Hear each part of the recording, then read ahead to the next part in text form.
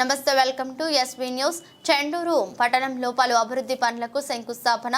చెండూరు పట్టణంలో మెరుగైన తాగునీటి సరఫరా కోసం అమృత్ 2.0 పథకంలో భాగంగా 9,80,00,000 వ్యయంతో త్రాగునీటి పనులు అభివృద్ధి పనులకు శంకుస్థాపన చేసిన గౌరవ మునుగోడు శాసనసభ్యులు కోమటిరెడ్డి రాజగోపాల్ రెడ్డి ఈ సందర్భంగా మాట్లాడుతూ చెండూరు పట్టణ సమస్యల గురించి ఆనాడు అసెంబ్లీలో ఎన్నోసార్లు కొట్లాడిన మున్సిపాలిటీ ఎన్నికల సందర్భంగా చెండూరు పట్టణంలో ప్రతి గల్లీ తిరగడం వల్ల సమస్యల గురించి నాకు తెలుసని అన్నారు.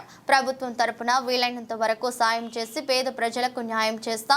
చెండూరులో జరిగే అభివృద్ధి పనులకు ప్రజలు కూడా సహకరించాలి.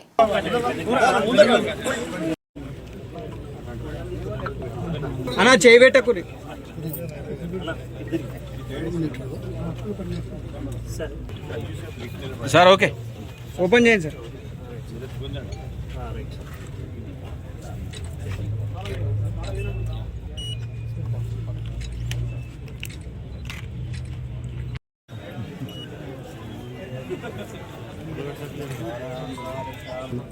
ఇంకా దుర్గా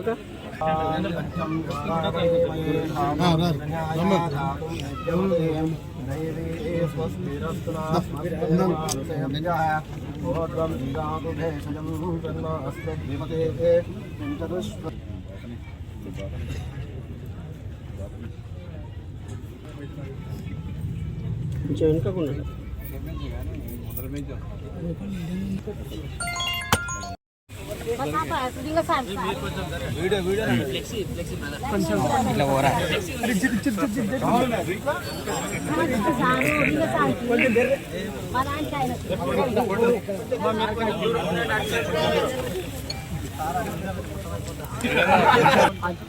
వెనుకకుండా అవసరం లేదనుకుంటా. నాకు వెనకకి ఏం చూస్తుంది.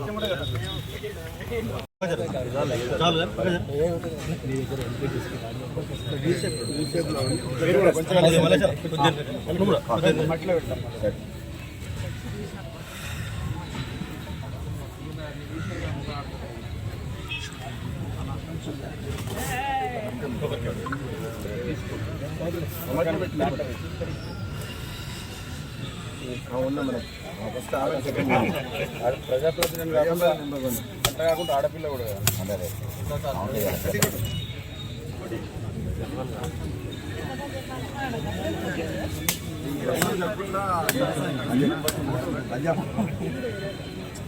నారాయణపూర్ నివాసం ఉన్నారు కదా.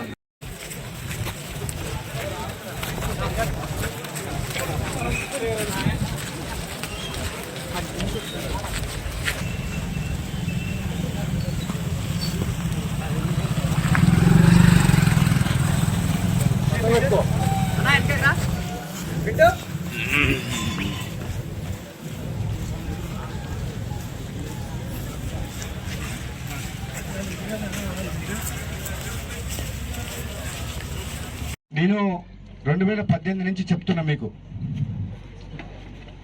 చెండూరులో ఎన్నికల సందర్భంగా కూడా హామీ ఇచ్చిన. అప్పుడు అసెంబ్లీ ఎన్నికల్లో గెలిచిన తర్వాత కూడా ప్రభుత్వం లేకపోవడం వల్ల చెండూరు పట్టణాన్ని అనుకున్న స్థాయిలో నేను డెవలప్ చేయలేకపోయినా. కానీ చెండూరు మున్సిపాలిటీ గురించి, మునుగోడు ప్రజల బాధల గురించి అసెంబ్లీలో ఎన్నోసార్లు గొంతు వినిపించిన. ఆనాటి ప్రభుత్వం నిర్లక్ష్య వైఖరి వల్ల ఇప్పటికి కూడా చెండూరు పట్టణ ప్రజలు చాలా రకాలుగా బాధలు పడుతున్నారు. నాకు ఆ సంగతి తెలుసు. ఎందుకంటే మున్సిపల్ ఎన్నికల సందర్భంగా సందు ఇల్లు తిరిగిన మనిషి నేను. ప్రతి మురికివాడ, ప్రతి ఇల్లు, ప్రతి పేదవాళ్ళ కష్టాలు వాళ్ళ ఇళ్ళకి పోయి మాట్లాడుతారు ఎంతో మంది పేదలతోటి.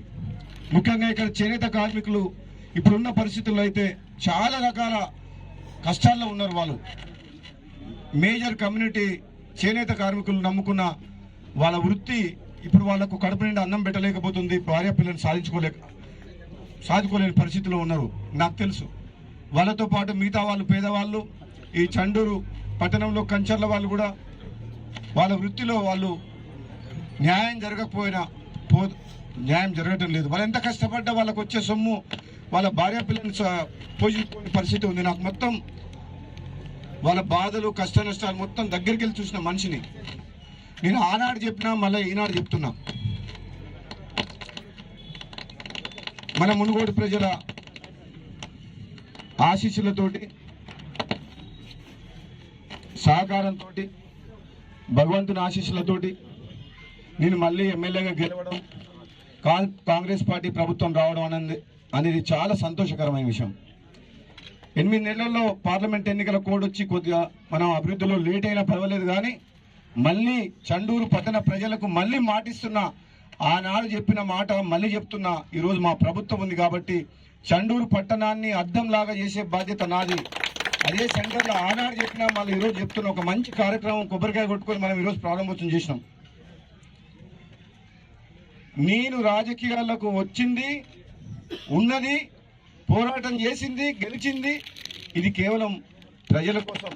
ఆనాడు తెలంగాణ ఉద్యమంలో పనిచేసిన, ఈనాడు తెలంగాణ అభివృద్ధి కోసం పేదల పక్షాన పోరాటం చేసి నేను మీ అందరి నమ్మకాన్ని వమ్ము చేయకుండా ఈసారి మాత్రం రాబోయే కాలంలో మాత్రం ఎటువంటి పరిస్థితుల్లో కూడా మునుగోడు నియోజకవర్గ అభివృద్ధిలో మాత్రం రాజీ పడే ప్రసక్తి లేదు. రాజకీయాలు 5 ఏళ్లకు ఒకసారి వస్తాయి. ప్రజలు ఆశీర్వదించి గెలిపించిన మా మీద ఎంతో బాధ్యత ఉంది. ఈ పదవిని ఒక బాధ్యతగా భావించి రాబోయే రోజుల్లో చండూరు పట్టణాన్ని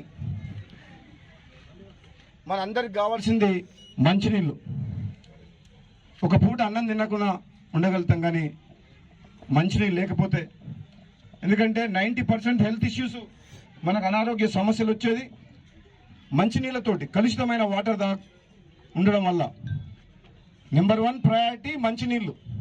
నెంబర్ 2 మురికి వాడలు, డ్రైనేజ్ సిస్టమ్, ఎక్కడ నీళ్ళు ఉండొద్దు. దోమలు, ఈగలు, మలేరియా, డెంగ్యూ, చికెన్ గున్యా ఇవన్నీ వస్తున్నాయి వర్షాకాలం. కాబట్టి ఇక్కడ కాంట్రాక్టర్ కూడా ఉన్నాడు, ప్రభాకర్ రెడ్డి కూడా ఉన్నాడు, ప్రతిసారి నాతో టచ్లో ఉన్నాడు. 8 నెలల నుంచి మాట్లాడుతున్నా. అప్పుడు ఆనాటి ప్రభుత్వం హడావుడిగా కొన్ని నిర్ణయాలు తీసుకొని చండూరు పట్టణం మొత్తం రోడ్ డెవలప్ చేయాలని చెప్పి నిర్ణయించిండ్రు. కానీ బడ్జెట్లో వాళ్ళకు డబ్బులు పెట్టలేదు, వాళ్ళకు ఫండ్ లేదు. టెండర్ పిలిచిండ్రు. 8 నెలల నుంచి రోజు అడుగుతున్నా ఏమైందని, బిల్లు లేదంటుంది. నేను అధికారుల మీద తీవ్రమైన ఒత్తిడి తీసుకొస్తున్నా. చండూరులో కానీ చౌటుప్పల్లో కానీ రోడ్లు, డ్రైనేజ్ వ్యవస్థ ఆగిపోయింది. వర్షాకాలం వస్తే ప్రజలు ఇబ్బంది పడతారు, వెంటనే బిల్లులు చెల్లించమని చెప్పి. రాష్ట్ర ప్రభుత్వ ఖజానా ఖాళీ అయి అప్పులపాలై ఉన్నది రాష్ట్రం. జీతాలు ఇవ్వలేని పరిస్థితిలో ఉన్న రాష్ట్రంలో మళ్ళీ అప్పు తీసుకొచ్చి ఒక 1000 కోట్ల రూపాయలు నా రెగ్యులర్గా మానిటరింగ్ చేయబట్టి ప్రిన్సిపల్ సెక్రటరీ మున్సిపల్ దానకిషోర్ గారు 1000 కోట్ల రూపాయల రిజర్వ్ బ్యాంక్ ఫండ్ తీసుకొచ్చి అప్పు తీసుకొచ్చిండ్రు. ఈ ఉన్న ఎగ్జిస్టింగ్ కాంట్రాక్ట్స్ కంప్లీట్ చేయాలంటని చెప్పి త్వరలోనే రాబోయే వారం 10 రోజుల్లో కాంట్రాక్టర్కు మొత్తం పేమెంట్ చేపించి చండూరు పట్టణంలో ఇప్పుడు ఏదైతే ఇన్కంప్లీట్గా నడుస్తున్న వర్క్స్ ఉన్నాయో ఎంత వీలైతే త్వరగా అంత కంప్లీట్ చేస్తామని చెప్పి కూడా ఈ సందర్భంగా నేను చండూరు పట్టణ ప్రజలందరికీ కూడా మాటిస్తున్నాను. ఆలస్యమైనందుకు క్షమించాలని చెప్పి, అభివృద్ధి విషయంలో రాజీపడే ప్రసక్తే లేదని చెప్పి, రాజకీయాలకు అతీతంగా ప్రతి ఒక్కరిని కూడా అభివృద్ధి విషయంలో అందరినీ కలుపుకపోతామని చెప్పి కూడా మరొకసారి చెప్తున్నాం. అంత ముందుకు జరిగిన అవకతవకలు ఏదైతే ఉందో వాటిని కూడా సరిదిద్దాల్సిన బాధ్యత నా మీద ఉన్నది.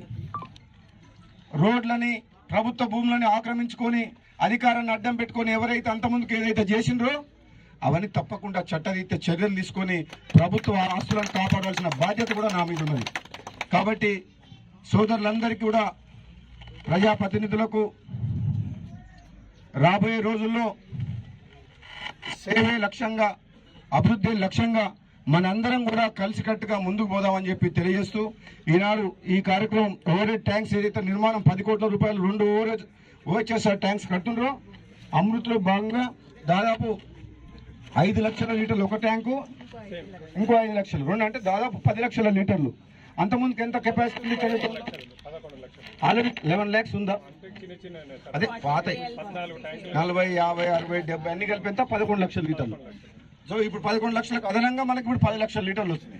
సో అంతకుముందుకున్న 11 లక్షల లీటర్లు కూడా ఏదైతే పనికొచ్చే ట్యాంకులు ఉన్నాయో అధికారులందరూ కూడా నేను చెప్తున్నా, శిథిలావస్థలో ఉన్నాయి, పనికిరావు, కూలిపోయే దశలో ఉన్నాయని తీసేయండి.